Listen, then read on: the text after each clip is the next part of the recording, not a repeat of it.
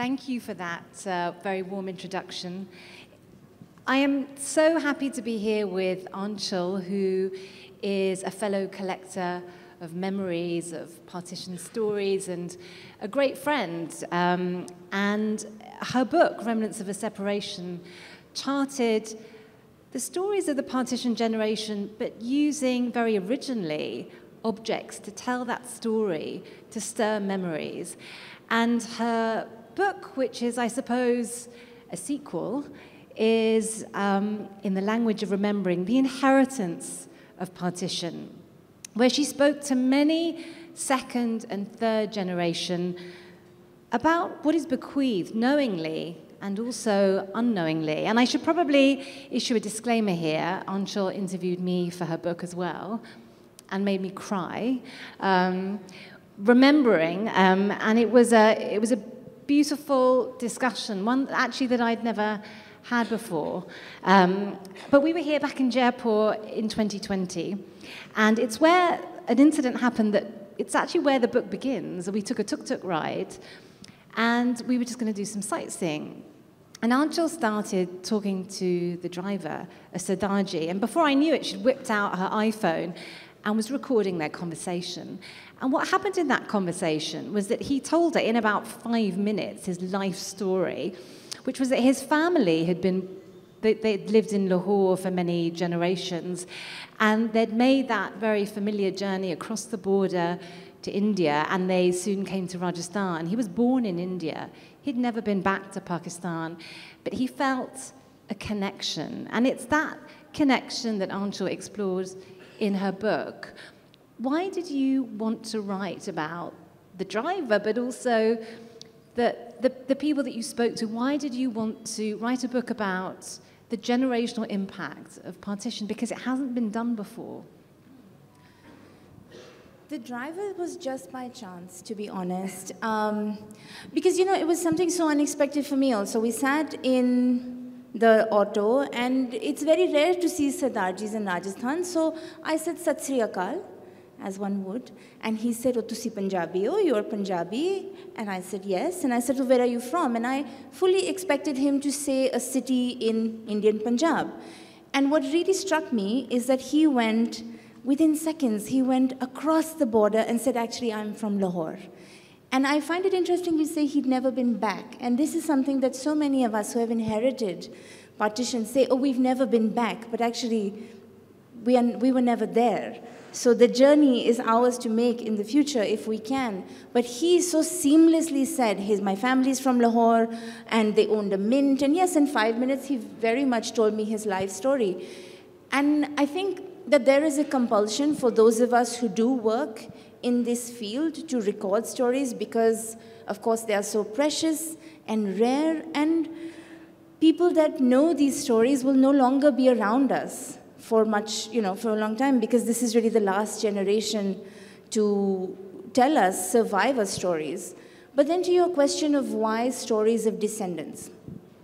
When I did my work with survivors, one of the main things that they told me, many of them in their own ways, is that, my grandmother included, is that we never thought the generation after us would ask about partition or know about partition. I remember my grandmother saying very, very seriously that she never thought anyone after her generation would know what a partition was.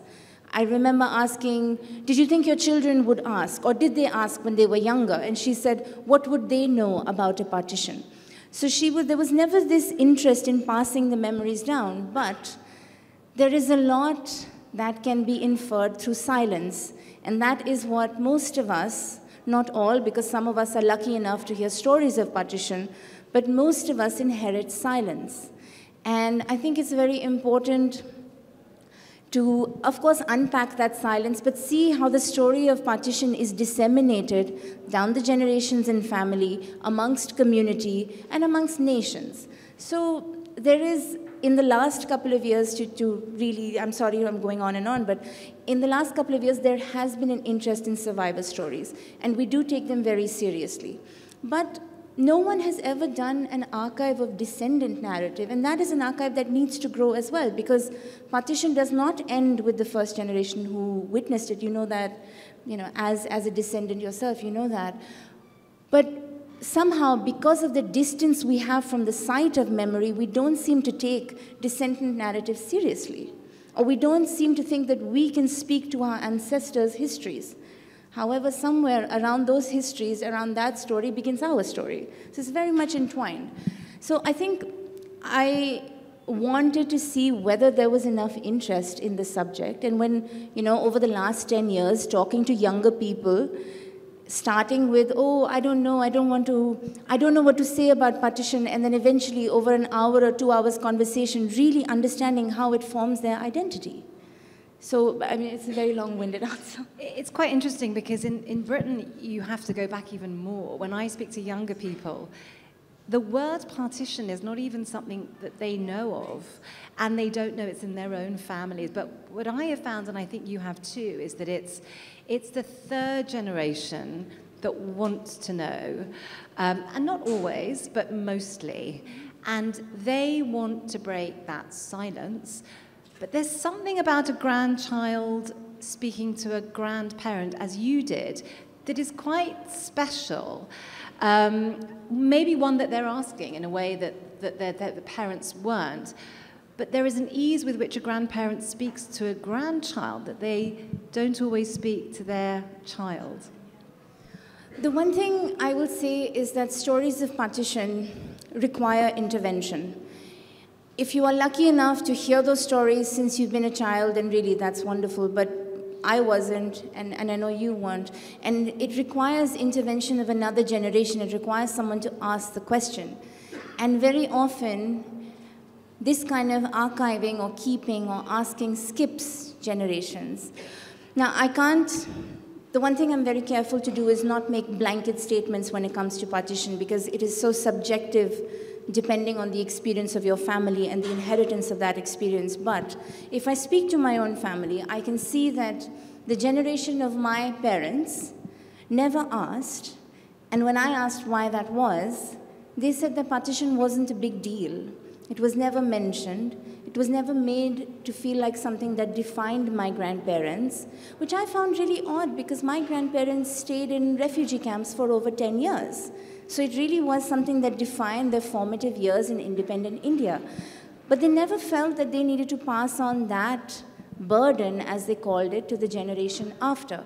So what is the relationship that we have with our ancestors' stories? And I am always interested in the passage of memory. What generation breaks that quiet? Or what generation is curious or wants to preserve? And more than often, it is a grandchild, because there is an ease, you're right, there is an ease with which we can demand. We can demand stories, but in doing so, we demand the vast sedimentation of partition memory, which requires our grandparent to excavate things that they may not want to think about or they haven't thought about for a long time. And more than often, the people involved in that conversation leave it as changed people. Because if there is a discovery for someone like me talking to an elder person, there is a rediscovery of their own story for them. No, that's very true. I mean, we are both changed by the knowledge of our own family's partition story. The book is called In the Language of Remembering, and you say that there is no language to describe what the partition survivor went through, but there is no language either for what the second and third generation have experienced. And when you look at Holocaust scholars who have studied intergenerational trauma, there is a language there, but we don't have that for partition. Why is that?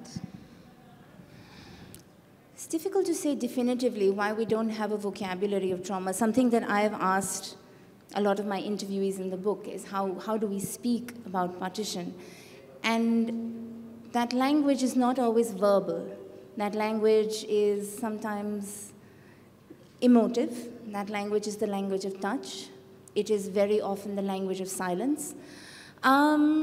But in a more academic way, I think partition scholars do build on the work done by Holocaust scholars, because there is a language there. And we can borrow and we can add to it. For instance, the term post-memory, which a lot of us who inherit stories of partition are inheritors of that term as well, which means memory after the event. The generation of post-memory is the generation that inherits stories of their ancestors and builds a relationship to historical events or certain habits or qualities or inheritances of that event that they have not lived.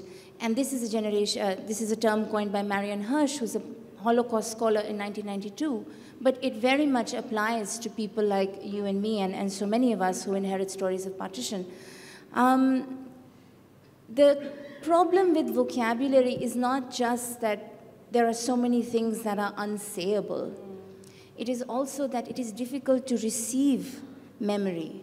Because for us, I think young people who have not witnessed anything like partition, it's difficult to imagine. And it's difficult to interpret memory. So what I say in the book is that actually we are building that vocabulary right now. We are in conversations with, me speaking to the 100 and something people that I spoke to, so many of who are here in the audience today. We are building that vocabulary because it's actually quite different for each family. I don't think that we can say that, at least I don't say that the same kind of experience applies to every family. And certainly not because it requires you to think across borders and geographies and religions and castes and so many like things that you have to navigate. So each story is very unique, and I think here we are building that vocabulary organically. Yeah, I mean, I think you're absolutely right, and I think what you do so well is capture that complexity, and you organize, the chapters of the book are organized by emotion, grief and love and friendship. Loss, but you see how these emotions also overlap. And also in the testimonies themselves, they are contradictory, just like memory. But I would say that in the kernel, probably of every testimony, there was hope. There was hope that people still felt some form of attachment to the place that had been left. And I think it's, when we think of partition memories, it is so easy to dwell on the horror and the violence. But I think with that younger generation, that hopefulness is something that we should hold on to, don't you think? I think it depends. Memory is very complicated. It's not a linear thing. It's not chronological. What we live is not how we remember memory always, because it has the ability to be changed by the present world. But what I found when I was doing this research is that with partition, we very easily can put it in the box of violence. That's the main mode that we remember partition. When we even say the word, the first thing we think about is the trains and the people who have died and the bodies and rivers of blood. And it's also an image that's been perpetuated by Bollywood and the media. That's one landscape of partition. That's not the only one. It cannot possibly be the only one, because if there is intense hatred and violence on one end, kindness and friendship has to exist on the other end. So when you speak to survivors, and I know that you know this very well, they will always mention, yes, we saw X number of bodies, and we walked, and it was horrible, and we took a train. But somewhere around their conversation, they will mention, but my Sikh neighbor, they kept us in their house for 25 days. Or we shared a tent with a Muslim family. Or we were saved by so-and-so. Or my friend hid me. There's a little meandering, a little nugget of this kind of, this kind of pre-partition secularism that does exist in every story, which tells you that it's not so easy to classify every story with the same shade of hate or violence. And also remembrance is complicated, so stories will overlap. There will be violence, but there will be hope. There will be friendship, but there will be fear. And so each of the stories in this, each of the chapters in this book are arranged as per emotion. So there are chapters on friendship, on belonging, on borderlands, on fear, on anxiety, on regret, on separation and reunion. Because I found that there were so many more ways to think about partition, and to pigeonhole it into a landscape of violence alone seemed very unfair to the incredible humanity that existed at the time. So that's one. Your second question of hope. Hope is one of the hardest things to locate in the narrative of partition, because it requires you to rewire your brain when you think about the event. When younger people spoke about partition, which is second-hand memory, they also spoke with knowledge that they had collected themselves. And it was not always, younger people speak with the knowledge of the 4 wars that we fought, with the fact that loving India means hating Pakistan. Enmity comes very easily. So I think for a young person to say something like, oh, but I wish I could go there. I know what my family has been through, but I really want to go see. Or the fact that they befriend people on social media who live in those places to see. I see a lot of you nodding, because it's a real thing. To see if the house still exists, or the road still exists, or the city is still called the same thing, which tells you that actually remembrance is far more powerful. And even within enmity or hate or bitterness, it has the potential to survive and grow. So, and also innocence. I remember this sweet interview with a young man who said very innocently, oh, I didn't know that there was Punjab on the other side of the border. Whereas Punjab in Pakistan is actually much larger than Punjab in India. But for us Indians, Punjab is so central to the nation state that we can't think of half of it being on the other side. So, he said, the minute I realized that there's Punjab on the other side, it changed everything for me. But this discovery is innocent. It's right in front of you for you to find, But how do these stories of complexity that you talk about, how do they coexist with national narratives, which are much more hardened, where we can say these collective memories are partition themselves? They are very black and white. Yeah, that's such a great question. And I think this is why a medium like oral history is so important, because it actually challenges the very easy dichotomy of us versus them.